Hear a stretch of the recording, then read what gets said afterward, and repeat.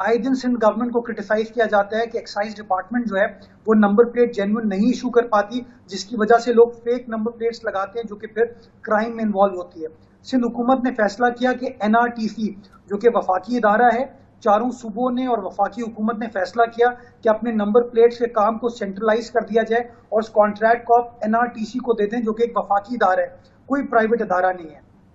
کسی صوبے میں عدالت میں کیس نہیں گیا، وفاق میں کیس نہیں گیا، سندھ ہائی کورٹ کے اندر وہ معاملہ کیس پہ چلا گیا، عدالت نے سٹے دے دیا، سندھ حکومت نے اس کیس کو ایفیکٹولی پرسو کیا۔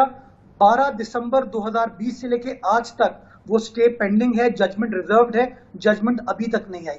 تو کچھ اس طرح کی بھی بہت باٹلنیکس ہی ہمیں فیس کرنے افسوسناک پڑتے بات ہیں۔ ہے مرتضیٰ باب صاحب، یہ تو بہت ہی افسوسناک بات ہے کہ یہ ایشو ہے، دسمبر سے ابھی تک اسٹے پر فیصلہ محفوظ ہے اور ابھی ریزروڈ ہے اور 6 مہینے ہو گئے اور فیصلہ نہیں آیا۔ تو انبیلیویبل سچویشن ہے۔